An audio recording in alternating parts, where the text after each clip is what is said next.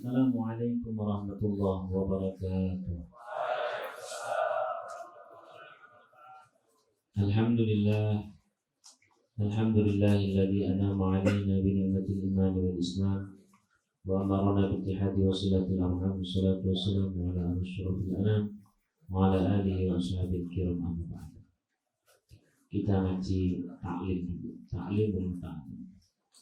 Masih ingat kemarin bahwa siapa orang yang ingin memiliki keturunan yang soleh solihah, maka hendaknya dia memuliakan orang yang soleh, orang yang alim dari para ahli ilmu. Fa'ilam yakun ibnuhu aliman, kalau nanti putranya tidak alim, tidak soleh atau biasa-biasa saja, yakunu hafidhuhu aliman, maka nanti jatuhnya ke cucu yang alim. Alhasil, siapa orang yang ingin memiliki anak yang soleh, anak yang alim, jawabannya simpel. Kalau ada orang alim, muliakan. Di sini bahkan wa yu'azzimahum, dan agungkanlah. Sehingga pada saat kita memuliakan orang alim, sebenarnya nanti kembalinya kepada diri kita sendiri dengan Allah menjadikan putra kita sebagai orang yang alim. Kita memuliakan ahli Quran, maka kelak putra kita yang ahli Quran. Jadi kayaknya kita ngasih, tapi sebenarnya kita menerima lebih banyak. Siap. Terus kemudian wa yu'tiyahum syai'an, dan memberi sesuatu kepada orang yang alim, memberi sesuatu kepada orang ahli ilmu, ahli Quran dan sebagainya. Jangan kemakan oleh omongan-omongan orang zaman sekarang, kultus lah apa enggak. Dari dulu tahu bahwa yang tidak berdosa itu cuma Nabi. Selain itu para ulama, para orang alim, para ahli Quran ya berdosa. Tapi pada saat kita menghormati, sejatinya kita sedang memuliakan diri kita sendiri. Dengan cara ketika kita memuliakan orang tersebut, Allah akan memuliakan keturunan kita. Dan kalau keturunan kita mulia, maka yang senang siapa? Diri kita. Cuman sayang, saudara belum punya istri. Nah, ini kata kunci. Kata kunci. Jadi jangan fokus kepada orangnya. Ini saya masih melihat wajah-wajah jenengan belum terbiasa untuk hal itu, belum terbiasa untuk itu, masih kelihatan belum terbiasa untuk itu,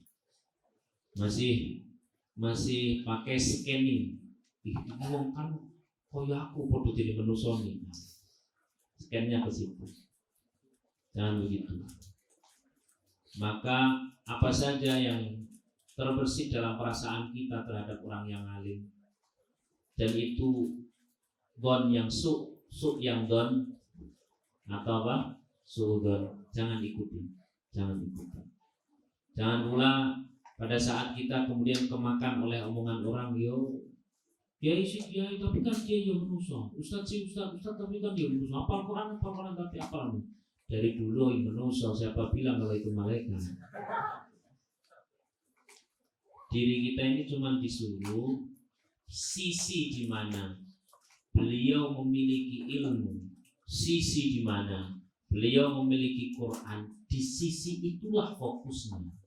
Kalau terus kemudian orang tersebut bila melakukan dosa atau kesalahan, ya tidak usah dibicarakan, skip aja. Mau kita ini pada saat memuliakan orang tersebut, nanti Allah yang akan memuliakan kita melalui anak. Tidak jatuh kepada anak dan jatuhnya kepada cucu, dan cucu biasanya lebih membahagiakan kakeknya. Karena suatu ketika nanti jenengan akan jadi kakek, tapi mustahil bila tidak ada nenek.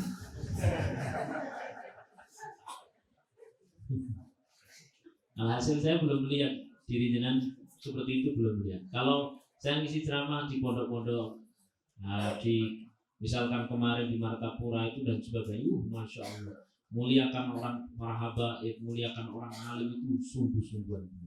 Dan itu sudah teredukasi dari atasan-atasan, teredukasi benar, bahwa tidak usah kemudian kita hiraukan apa yang dilakukan oleh keburukan orang yang alim, atau ada orang alim A dengan orang alim B, mereka berbeda pendapat, mereka berdebat dan sebagainya.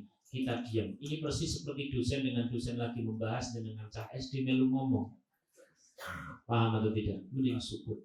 Ini hari ini menjadi tidak ada makom, tidak ada makom level. Hari ini anak baru ngaji kemarin dibikin sama untuk sesuai dengan orang yang sudah ngaji lama. Hari ini nih sering dicekoki orang yang baru saja ngaji sekali, 2 kali dan sebagainya sudah langsung dicekoki, disuruh nyerang Ustadz bagian jangan ikut-ikutan. Mending kita ini kalau ada kebaikan hormat, kalau ada keburukan itu ada orang itu. Gitu. Cepat ya. Kenapa? Karena itu nanti akan jatuh pada diri kita, kebaikannya kebaikan pada diri kita, demikian pula sebaliknya.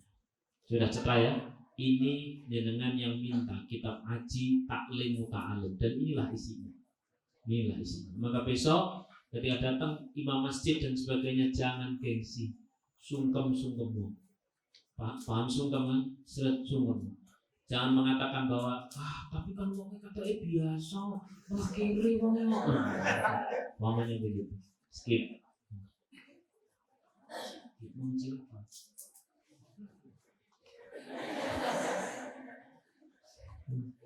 Kamu mau siapa? Baik, saya lanjutkan. Alhasil saya belum lihat diri jenengan belum seperti itu belum. Masih ngelihat orang tua itu masih kayak sama dengan diri kita. Ya. Bagian dari sunnah Rasulullah SAW adalah menghormati orang tua, menghormati orang tua. Saya belum lihat jenengan seperti itu. Ketika ada orang tua, salamannya masih sama. Belum lihat seperti itu. Padahal disitulah Masya Allah nanti ketika kita kelak tua juga yang akan menghormati adalah anak muda. Cepat apa belum? Hari ini saya belum begitu melihat. Ini wajah-wajahnya masih melihat orang lain kayak wajah sama podo. Nanti saya podo aku. Kemakan omongan dari mana? Lah hari ini kita rantas seperti itu karena dengan minta ngaji taklim. Benar-benar pada saat kita menghormati orang alim karena kealimannya, orang berilmu karena ilmunya, orang ahli Quran karena Qurannya, lalu kita skip suudzon kita lewati prasangka buruk kita tidak usah tahu tentang hal-hal buruk dari dia dan sebagainya, maka setiap diri kita memuliakan orang tersebut, niscaya kemuliaan itu kembali kepada diri kita. Sudah cepat ya.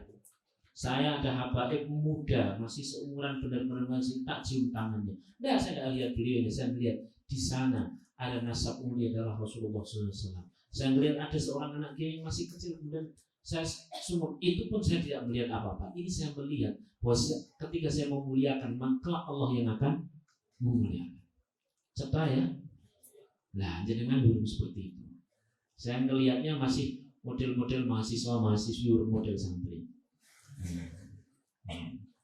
Dan Masya Allah, ini saja pada saat kiai saya ditanya, kenapa sih kalau di pondok itu kalau kiainya datang itu sedemikian ngumpul terus bahasanya dan sebagainya. Terus akhirnya bikin S1 itu bikin skripsi, ya. S2 bikin apa? Tesis, S3 bikin. Yang kurang lebih intinya adalah pengaruh ketakdiman seorang murid kepada guru terhadap efektivitas belajar dan sebagainya. Kurang lebih isinya seperti itu. Ternyata hasilnya Masya Allah sangat luar biasa. Pak Kiai saya cuma jawab simpel, nahnu la nazid wa la nanqus. Kami ini sedikit pun tidak bertambah dan sedikit pun tidak berkurang dengan kami tidak bertambah dengan dimuliakan, kami juga tidak berkurang dengan dihina. Mereka menghormati kami sebagai gurunya adalah untuk kepentingan mereka sendiri, karena pasti yang namanya gelas itu harus lebih di bawah dari teko, ya. Mau menyuntak apa? Ada gelas, ada teko, kemudian itu tekonya lebih di bawah dari gelas, jadi atau tidak? Mau ngayal jadi kita pakai selang? Nah, mestinya tekonya lebih di atas. Ilmu itu ibarat air, maka gelas lebih di bawah. Kalau sejajar saja tidak akan maksimal, itu nuangnya tidak akan maksimal. Betul atau tidak? Ya. Maka kita sadar diri. Saya termasuk sebagai santri dan selamanya menjadi santri terhadap para ahli ilmu dan sebagainya. Ya. Pasangnya pasang di bawah. Man tawadha'a rafa'ahu Allah. Siapa orang yang dia pasang hatinya, pasang posisinya, pasang rendah hatinya, dia benar-benar di bawah, maka rafa'ahullah, Allah nanti angkat derajatnya. Allah nanti angkat. Wa man takabbara, siapa orang yang masang yo tapi maka wada'ahullah, Allah nanti yang merendahkan orang yang tidak bisa memuliakan. Apalagi ada orang sepuh. Saudara pasti sudah berulang kali mendengar kisah-kisah di mana zaman Nabi Muhammad sallallahu alaihi wasallam. Sallallahu alaihi Muhammad. Kala itu Sayyidina Ali nyaris sholat subuh telat. Kenapa? Kala itu beliau pas mau berangkat ke masjid, dilalah di depan beliau itu ada orang sepuh. Depan beliau ada orang sepuh. Mau mendahului orang sepuh, beliau merasa ini tidak beradab. Maka kemudian di belakang. Dalam riwayat yang lain, dalam rangka agar Sayyidina Ali tidak sampai telat dan tidak sampai masbuknya kejauhan, Rasulullah itu sampai dihentikan oleh malaikat Jibril pada saat rukuk biar tidak sampai Sayyidina Ali telat. Begitu sampai di depan masjid, kiranya Sayyidina Ali ini orang tua juga mau ke masjid, ternyata orang tua ini orang tua dari agama lain. Belok bukan ke masjid, rasa ternyata orang cito. Tapi itu sangat sedikit. Itu pun segera diistighfari lah bahasa. Nek cara dhewe kan langsung tingwasan. Itu nek kita. Sedemikian rupa menghormati orang tua.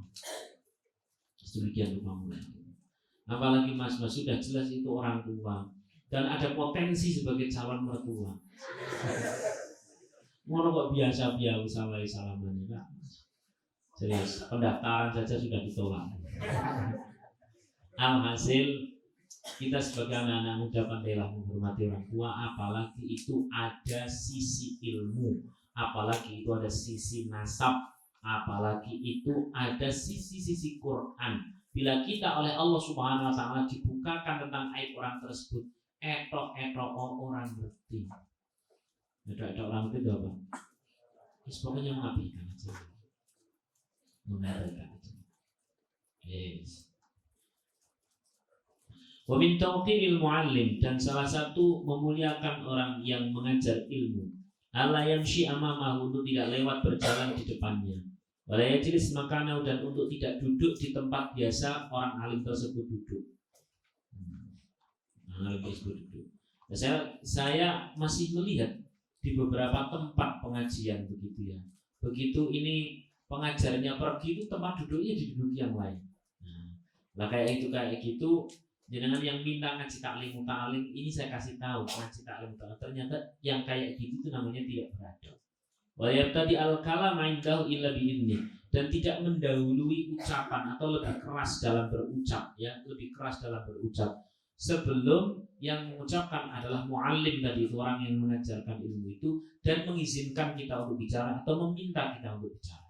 Jadi pada saat di majelis ilmu beda dengan majelis kampus. Kalau majelis kampus dosen lagi menerangkan, interupsi Pak, Bapak nerangkannya salah. Monggo itu. Kalau itu pembahasan tentang masalah teknikal mesin. Tapi kalau itu Quran, kalau itu hadis, jangan bicara sebelum disediakan untuk waktu bicara. Jangan bertanya sebelum disediakan waktu bertanya. Kalau itu Quran, kalau itu hadis, kalau itu fikih dan sebagainya. Tapi kalau itu masalah bagaimana cara menusuk sate atau ilmu-ilmu dunia dan sebagainya, silakan. Ya, wala yukthirul kalam 'indahu, dan jangan terlalu banyak bicara di hadapan muallim. Wala yas'al syai'an 'inda malati, dan jangan bertanya tentang sesuatu ketika sang muallim itu sudah terlihat capek. Takoni terus. Jangan. Ya. Wa yura'iyal waqta, dan jangan engkau apa bahasanya? Menyita waktu beliau. Wala yaduqqal baba bal yasbiru hatta yakhruj, dan jangan mengetuk-ngetuk pintu sebelum beliau kemudian keluar. Jadi yang paling tepat persis seperti zaman kanjeng Nabi Muhammad SAW. Karena itu Rasulullah SAW rumah beliau kemudian ada masjid. Nah, orang-orang yang mau sowan kepada Rasulullah SAW itu biasanya ada di masjid. Kalau Rasulullah keluar berarti itu waktu sedang untuk tamu. Tapi kalau Rasulullah sedang ada di dalam berarti waktu untuk keluarga. Orang asal digedor. Hari ini Ustaz mau petang. Aku pakai bel sing turu paling gitu ya. Hasil inilah adab. Inilah ta'lim ta'lim. Dan ini al-adab bisa fauqal ilmi. Adab itu bahkan bisa lebih tinggi dari ilmu. Falhasil, kesimpulannya,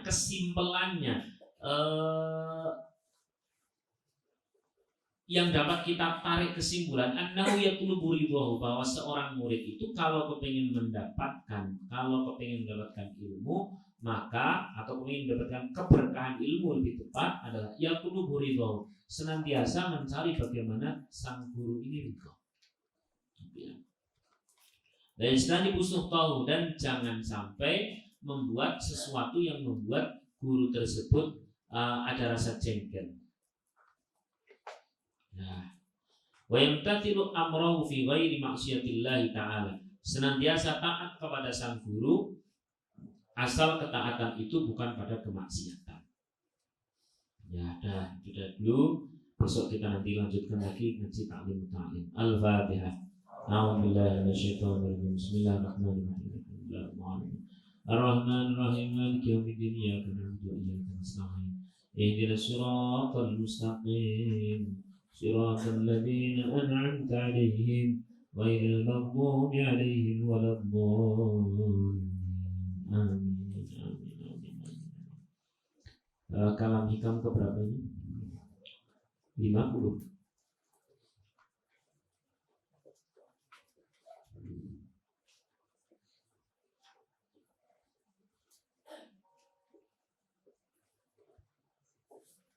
Bismillahirrahmanirrahim. Qala al-mu'allif rahimahullah ta'ala, Syekh Abdul Fath Al-Busri berkata dalam Unwanul Hikamnya, mastamra'a zulma law ansafta akiluhu wa hal yaladdu madaqal mar'i khubban. Orang yang melakukan kezaliman tidak akan merasa nyaman dengan kezalimannya jika ia mau menyadari. Apakah buah yang sangat pahit akan terasa enak? Ini sebenarnya pembahasan masih sama dengan pembahasan kemarin. Setiap diri kita, ya, setiap kullu mauludin yuladu 'alal fitrah, fitratil Islam. Setiap yang dilahirkan itu sebenarnya ada fitrah. Itu kalau dalam bahasa HP jadi fitur asli. Setiap kita ini memiliki fitur asli, dapat membedakan mana baik mana buruk. Sehingga fitur asli itu yang nanti yang akan berbunyi keras bila diri kita melakukan sebuah keburukan. Awal-awal sampean datang ke Semarang pas masih culun-culunnya, urung ngerti tembalang, urung ngerti, belum tahu tentang itu UNES mana, belum tahu tentang itu IKIP mana, simpang 5 itu dikira ternyata simpang 5 ki simpangnya 5 kok yo. Awal itu belum tahu. Terus habis itu proses berikutnya, awal kali melakukan sebuah kesalahan. Nah, ini bunyi fitrah ketika seseorang melakukan kesalahan itu akan berbunyi sangat nyaring sekali. Kowe salah. Pacaran gue ora kon komen iki. Tapi enak. Jadi di sana terjadi peperangan. Tapi terus kemudian menyesal. Setelah begitu sampai kos-kosan, langsung karena dia lulusan MA langsung buka Quran. Langsung sergap. Alhamdulillah, aku memek tangan ya Allah ya. Besok diulang lagi. Terus buka Quran lagi. Saya sangat berdosa. Mau makmur tangan itu sedang. Besok lagi diulang lagi, lama-lama fitrah atau fitur asli diri kita itu oleh Allah Subhanahu wa taala diingatkan melalui fitur asli yang ada dalam diri kita itu, lama-lama nanti redup. Lama-lama nanti hilang. Ah, apa-apa. Nyatanya aku ingin metangli ora terjadi apa-apa. Besok main tambah lagi. Alhasil kalam Unwarul Hikam di sini ini sebenarnya sedang mengembalikan diri kita kepada fitrah keaslian kita dengan mengatakan wal yaladdu, apakah memang nikmat toh madaqal mar'i khutbanu, buah yang sebenarnya pahit. Zina itu kan pahit, korupsi itu kan pahit, ngapusi berbohong itu kan pahit. Apa benar sesuatu yang pahit-pahit seperti itu, sesuatu yang buruk-buruk seperti itu enak? Apa benar? Fitrahnya mana? Itu kurang lebih lagi. Kalau sampai kemudian kita merasa nikmat dengan keburukan, dengan pacaran, perzinaan, dengan kemudian ada kedoliman-kedoliman yang lain kok terasa nikmat dan sebagainya, maka jawabannya simpel, persis seperti kemarin, ya, bahwa setiap manusia itu ketika melakukan dosa maka nukitat, kata hadis, kata Rasulullah SAW, akan diberikan satu nuktah hitam di qalbi, di dalam hatinya, dinuktatin sauda, dengan titik hitam. Alhasil persis seperti kemarin sudah saya terangkan, ini air kalau pertama kali adanya debu kelihatan, tapi ini kayak budak, tidak enak. Tapi kemudian terkena debu lagi sampai benar-benar air ini benar-benar keruh, maka jangankan debu nampak, wong paku saja tidak kelihatan. Maka setiap diri kita terus-terusan melakukan dosa, maka hati sudah gelap, di sana ada bahaya sekalipun kita tidak akan bisa menyadari dan memekainya. Pekam, memekainya.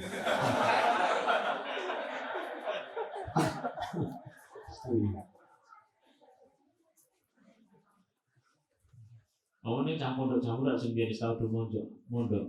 Awal kali melihat cewek pas kampus, astagfirullahaladzim, ayo nanda.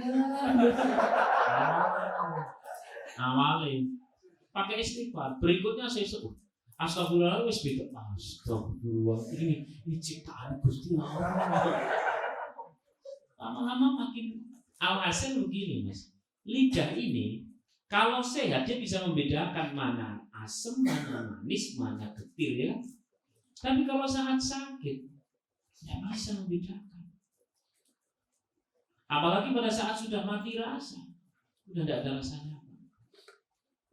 Maka kalam hikmah sekarang kali ini adalah sedang menyindir kita bersama untuk kembali pada fitrah kita yang dapat membedakan mana dosa, mana pahala, mana baik, mana buruk. Cetak ya? Kita Fatihah dulu. Al-Fatihah. A'udzubillahi minasyaitonir rajim. Bismillahirrahmanirrahim. Alhamdulillahirabbil alamin. Arrahmanir rahim. Maliki yaumiddin. Iyyaka na'budu wa iyyaka nasta'in. Ihdinas siratal mustaqim. Siratal ladzina an'amta 'alaihim. Ghairil maghdubi 'alaihim waladdallin. Amin. Demikian pula dengan para pengantin baru, terutama para ibu-ibu muda yang sudah ngaji. Awalnya itu nggak berani sama suami, tapi setelah suaminya ternyata sang istri itu berani, kok suaminya kok kalah atau nyangkut, oh ternyata bujuk kurang sini, tak cukup duit kurang sini. Besok mesti lebih gede. Besok mesti lebih. Padahal di dalam hati benar-benar tidak nyaman. Maka bahasa Imam Ghazali sering mengatakan istafti qalbak, mintalah fatwa kepada hatimu, mintalah fatwa kepada hatimu. Sampean yang awal-awal kali mau jadi PNS dan sebagainya, satu kali jenengan dapat gaji, lu kok punjul gajinya, kok lebih? Terus ditanya sama atasannya, ini atasan apa? Ini udah biasa, ini Wis pokoknya pakai aja enggak masalah. Nanti jenengan kok iki duit Bu. Iki duit Bu. Iki duit Bu. Nah, itu berarti masih normal. Tapi kali besok lagi jenengan menerima sesuatu, hal itu terus kemudian itu fitrahnya sudah benar-benar tidak dihiraukan, benar-benar diabaikan, maka besok lagi sudah nyaman dan berikutnya lagi mungkin lebih besar dari itu. Ada bahaya yang sudah ada di dalam hati kita tapi kita tidak terasa. Kenapa? Mati rasa. Sekarang saya lanjutkan di hikam yang ke-51. Ini kebalikannya. Ya ayyuhal alimun al-mardiyyu siyaratu. Wahai orang yang alim atau orang yang dikasih tahu oleh Allah, yang kemudian diridhoi oleh Allah, maka abshir, berikanlah kabar bahagia. Fa anta bighairil ma'i rayyan, karena engkau tanpa adanya air sekalipun engkau sudah merasa segar. Apa maksud dari kalam hikam ini? Tentu bukan air terus tanpa air sudah bisa merasa segar, bukan. Ini kan kalam majas. Tahu majas enggak? Kinayah atau ya majas, bukan makna sebenarnya. Maksudnya adalah orang yang Allah Subhanahu wa taala sudah ngasih tahu kepada orang tadi, ini baik dan itu buruk, kemudian dia milih yang baik. Sebenarnya dia bisa bahagia tanpa apapun balasan Allah. Jadi kebahagiaan bukan saat dibalas, kebahagiaan bukan saat menerima, kebahagiaan bukan saat mendapatkan, tapi kebahagiaan adalah saat melakukan, saat memberi kebaikan itu sendiri. Setelah bahasanya sampean adalah ya sudah, asal aku sudah bisa memberi yang terbaik kepadamu, wahai istriku. Kau mau merenggut, kau mau salto-salto, tidak ada urusan. Urusanku sebagai suami adalah memberi yang terbaik. Nah, di sisi-sisi seperti itu atau di level-level seperti itu, ini orang benar-benar bahagia sekali. Dia kebahagiaannya bukan berdasarkan mendapatkan, tapi benar-benar kebahagiaannya adalah dengan melakukan dan dengan memberi. Coba milikilah, latihlah diri kita untuk memiliki level-level seperti itu, walau dalam skala-skala terkecil. Skala-skala terkecil. Misal, sampai menyambut kami, kok ternyata yang dapat apresiasi, yang dapat hadiah itu malah koncone sampean. Padahal sampean tahu sendiri nek koncone sampean itu bermuka 2, 3, 4, 5, 16. Sementara sampean wis jujur, wis tenanan, lho kok orang tahu dipuji, orang tahu dikei, malah hadiah kayak nokono. Nah, kala itulah ngaji kami ini sedang berfungsi. Ngaji kami ini sedang benar-benar penting untuk diri kita. Ini persis seperti di depan itu akan ada jegelungan. Jegelungan itu apa itu? Jegelungan. Oh, betul. Wong mlaku terus ada lubang, ada pokoknya jegelungan. Tapi dari awal itu sudah dikasih tahu. Kayak orang mau mendaki, engkau nanti lewatnya sebelah kanan ya, sebelah kiri soalnya jurang. Kau nanti naiknya modelnya demikian, jangan model demikian. Itu sudah dikasih tahu. Nah, saudara hari ini dikasih tahu oleh siapa? Oleh penulis kitab kami, Syekh Abu Fath Al-Busti, bahwa kebahagiaan yang sejati itu bukan kebahagiaan yang saat kita mendapatkan sesuatu, menerima sesuatu, tapi kebahagiaan sejati adalah saat kita melakukan, saat kita memberi sesuatu. Apakah itu nanti akan terasa atau tidak, ke depan akan banyak sekali jegelungan-jegelungan. Ya. Dan orang seperti ini dia nanti tanpa dikasih imbalan apapun sebenarnya sudah seger. Apa sih imbalannya? Kalau soal imbalan, Rasulullah SAW, Allah SWT dengan beragam redaksi itu luar biasa. Ada bahasa hal jazaa'ul ihsan ilal ihsan. Apakah kau belum yakin kalau kebaikan itu dibalas baik? Apa kau belum yakin kok ragu-ragu kok ragu-ragu sajak-sajake kaya kuwatir ora dibales. Ya. Nek ora dendam kok ya rasane ora marem gitu. Ora yakin piye to kok wis begitu. Dalam bahasa hadis Rasulullah SAW, ini hadisnya hadis qudsi, a'dadtu li'ibadiyas shalihin. Aku sediakan hadiah untuk orang-orang yang mau melakukan amal soleh. Mala ainun ra'at, hadiahnya itu mata saja belum pernah melihat karena lebih istimewa dari itu. Wala udunun sami'at, telinga saja belum pernah mendengar karena lebih istimewa dari yang pernah kita dengar. Wala khatara ala qalbi basharin, hati saja belum pernah terbersit karena lebih istimewa, lebih surprise. Itulah balasan sejati dari Allah. Namun tanpa itu kata kitab hikam ini, sebenarnya fitrah kita itu sudah bahagia dengan melakukan, dengan memberi. Persis seperti orang-orang desa itu loh. Wong-wong desa itu nek ketekanan tamu, kedatangan tamu, masya Allah. Ini kan memberi loh, bukan mendapatkan, tapi senangnya luar biasa. Saya sudah berulang kali untuk hal ini tuh tak ulang-ulang. Tak tahu kok ya belum, pengaruhnya belum begitu. Mungkin Yesus alam lah. Itu nek sing jenengane wong desa, terutama orang-orang kampung itu ya Allah, yang orang-orang daerah Wonosobonan begitulah ya. Ora kok aku karena wokono. Ya karena memang dia sih. Dia yang zaman dulu itu kalau kedatangan tamu, masya Allah, senangnya luar biasa. Saya itu bisa dimarah-marahi sama orang tua saya ketika ada tamu terus kemudian cuma sebentar itu dimarah-marahi sama orang tua. Lu kok belum sempat dikasih makan? Kok itu lu kok belum dikasih makan? Itu saya yang ditegur. Wah, masya Allah, orang kalau datang ke sana itu langsung monggo Pak Bu Pinara. Begitu dong. Jangan pernah merasakan enggak? Jangan yang sing tahu muncak dulu. Datang ke gunung itu kan orang sana yang asli orang sana kan senangnya pol kedatangan tamu. Ukur wajah jenengan masya Allah. Aslinya pusing sih aslinya. Tapi karena saking soleh orang sana, penglihatannya itu penglihatan yang baik, masya Allah. Diambil, ditawari, nginep situ, makan dan sebagainya. Betul atau tidak? Sampai dia agak menutup ke bawah itu yang paling enggak mas. Sampai Semarang itu ya Allah, ngeri-ngeri amplop.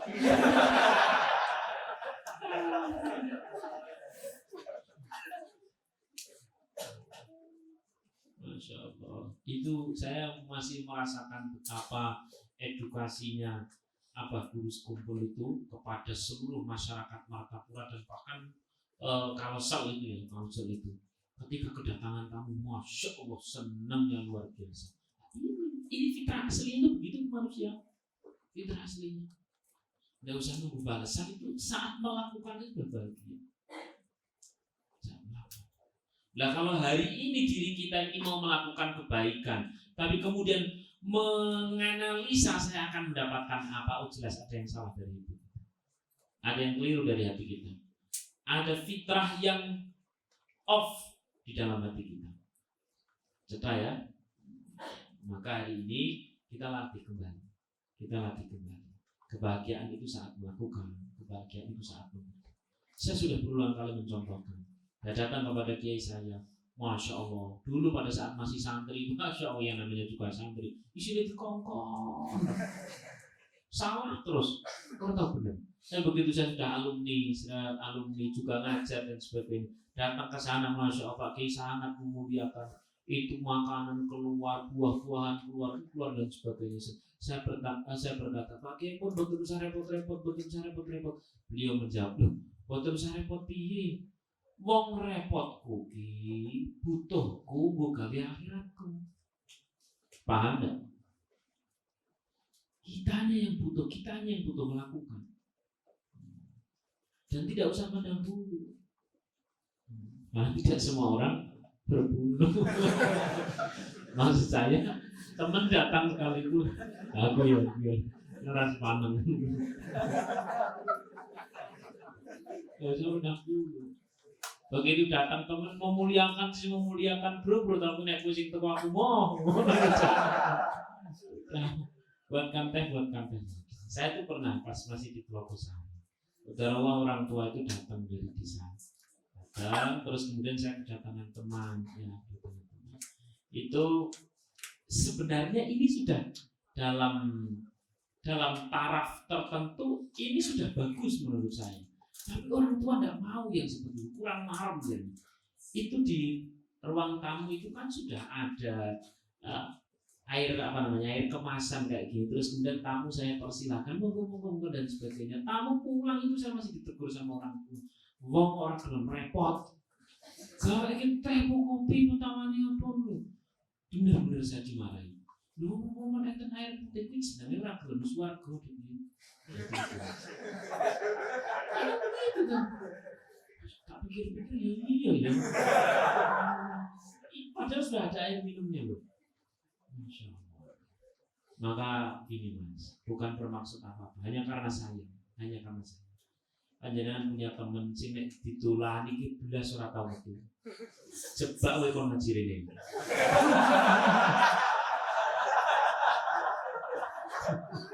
Maksudnya dia tahu kan bukan dalam rangka ingin mendapatkan sesuatu ya. Nah, mama tuh belum. Saya itu benar-benar dimarahi sama ibu. Wah, orang gelem repot. Gawe kita genjaran. Bahasane wong ngono. Genjaran. Sing jenengane wong nyis. Sokan, ngaduk dan sebagainya ganjaran. Belum lagi itu gulanya dan sebagainya. Wis nang akhirat penting. Oh iya. Bisa diam.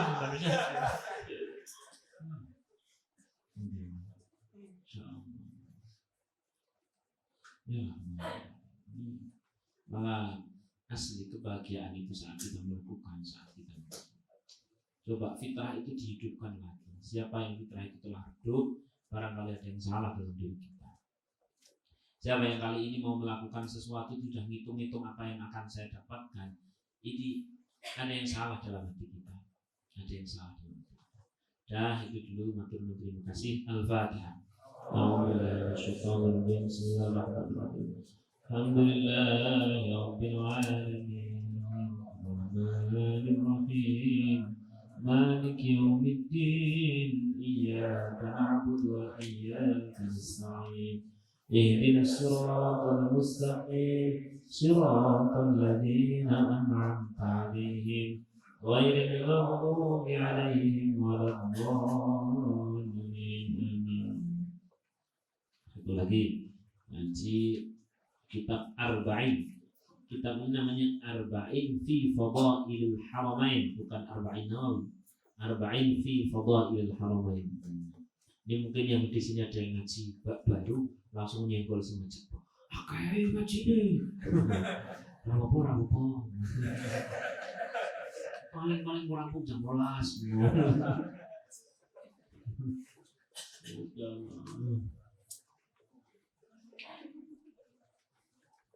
Arba'in fi Fadailil Haramain. Kemarin terakhir kita membahas tentang Rasulullah itu mensucikan kota Madinah sebagaimana Nabi Ibrahim mensucikan kota Mekah.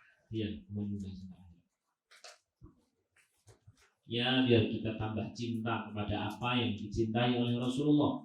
Dengan seperti itu, ketika kita sudah frekuensinya sama, gelombangnya sama, ketemunya itu lebih cepat, datang ke sananya itu lebih dimudahkan oleh Allah. Ketika gelombang-gelombang kita sama dengan Rasulullah. Oh, ada satu lagi hadis yang kemarin kita baca bahwa orang itu mendapatkan kebaikan bila pada saat dia di kamar mandi tidak menghadap atau membelakangi kiblat ya. Sekarang Bismillahirrahmanirrahim. An Usamah bin Zaid, dari sahabat Usamah bin Zaid qala, dia berkata, dakhaltu, saya masuk ma'a Rasulillah sallallahu alaihi wasallam, beserta Rasulullah sallallahu alaihi wasallam, al-baita, di Baitul Haram. Fajalasa, kemudian duduk, fahamidallah wa athna alaihi, kemudian memuji Allah dan memuji Allah. Wa kabbara, kemudian bertakbir, wa halala, kemudian bertahlil, thumma mala ila ma baina yadayhi minal bait, thumma mala ila ma baina yadayhi minal bait, Setelah itu kemudian beliau melangkah ke depan bagian Ka'bah dan meletakkan dadanya. Wada'a sadrahu alaihi, kemudian meletakkan dadanya di Ka'bah. Wa khaddahu wa yadayhi, wa khaddahu, dan kemudian meletakkan pipinya dan kedua tangannya ya pada Ka'bah. Tsumma kharaja fa aqbala 'ala al-qiblati wa huwa 'ala al-bab. Lalu beliau keluar dan menghadap ke arah kiblat, sedangkan waktu itu beliau berada di pintu. Lalu beliau faqala, kemudian beliau bersabda, hadil kiblat, ini adalah kiblat, hadil kiblat, ini adalah kiblat. Nah, yang dimaksud itu adalah multazam. Apa? Multazam. Jadi beliau nempelkan dada, kemudian nempelkan pipi, nempelkan tangan pada dinding Ka'bah. Setelah itu bergeser ke pintu Ka'bah. Nah, setelah bergeser ke pintu Ka'bah itu nanti antara pintu Ka'bah dengan Hajar Aswad namanya multazam.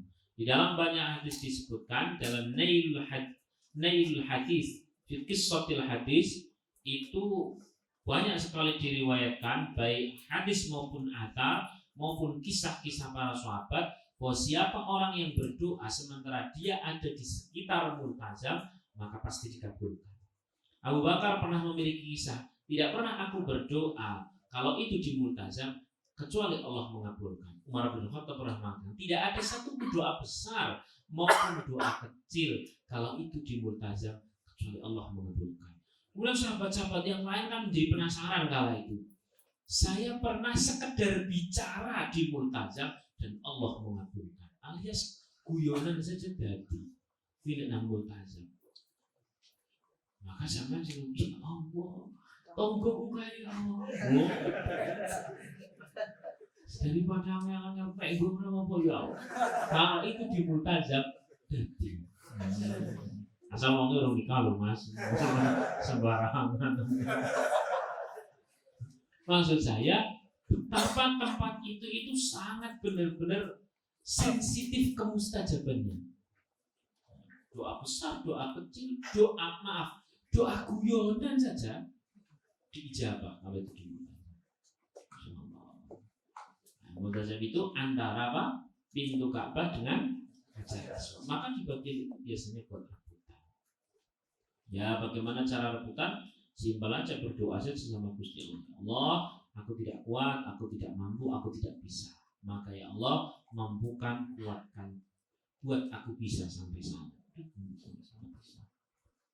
Yang kemarin umrah yang kemarin itu masya Allah ada yang sepuh bisa sampai Hajar Aswad. Padahal yang muda-muda itu belum tentu bisa, yang sepuh. Masya Allah bisa sampai sana. Ya diantar sama putranya kan luar biasa. Istimewa. Nah itu di multazam. Multazam itu antara apa tadi? Pintu Ka'bah sama Hajar Aswad. Cuma nek jenengan baru kesana terus belum pernah melihat kayak macam miniatur Ka'bah, tiba-tiba kesana ya memang agak bingung. Maka sesekali lah jenengan melihat miniatur Ka'bah di mana biasanya. Kita monggo mana lagi? Di HP. Lati Masyarakat, terus apa lagi? Islamic Center. Nanti ini teman-teman juga lagi bikin di pondok ini miniatur Ka'bah. Ya miniaturnya miniatur Ka'bah.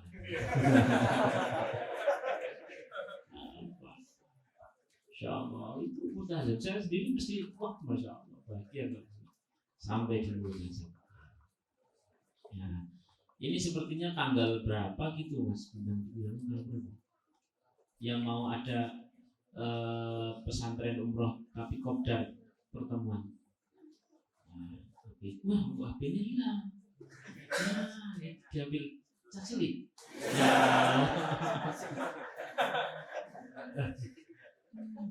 Tadi, Insya Allah belum ngaji malah udah ambil HP. Ya itu di bulan Maret ya, bulan Maret. Di bulan Maret harinya Ahad. Ya, maaf HP-nya ketinggalan. Mas Bintang ada. Ya nanti biar diumumkan lah ya. Diumumkan intinya kita kopdar aja pertemuan. Saya hanya ingin menunjukkan ini loh di bagian sini Ini namanya multazam. Bagian sini namanya rukun yamani, rukun iraqi dan sebagainya. Kenapa disebut rukun iraqi dan sebagainya? Ini kan nggak luwes kalau saya terangkan di sini. Terangkan di sini misalkan yang jadi Ka'bahnya apa ini bundar lah Ka'bah ya kan. Amin. Pokoknya nanti di pondok aja lah. Biar jangan datang ke pondok. Harinya Ahad sebentar aja walaupun bilangnya pesantren tapi sebentar. Berarti pesantren sebentar. Pesantren kilatnya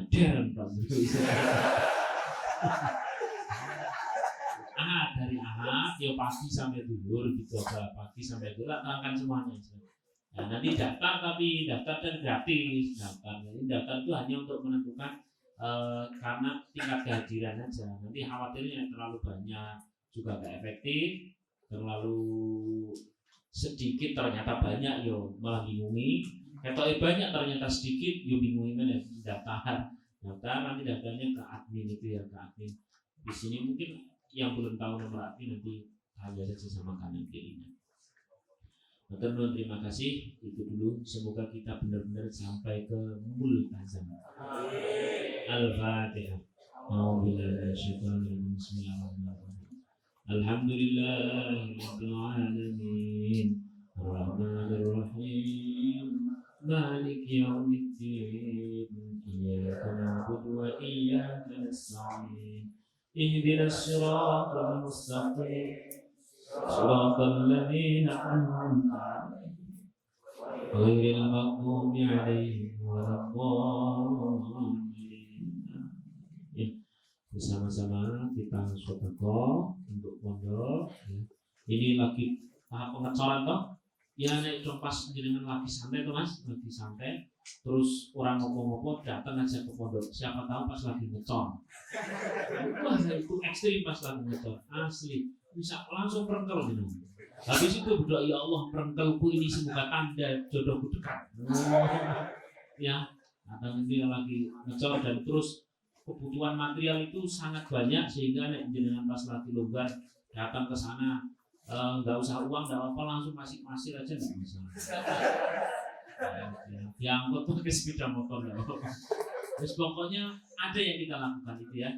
Mari kita bersama-sama bersedekah untuk pondok yang sedang kita bersama bangun sembari beristighfar.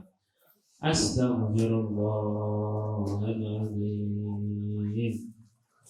Astaghfirullahaladzim. Kita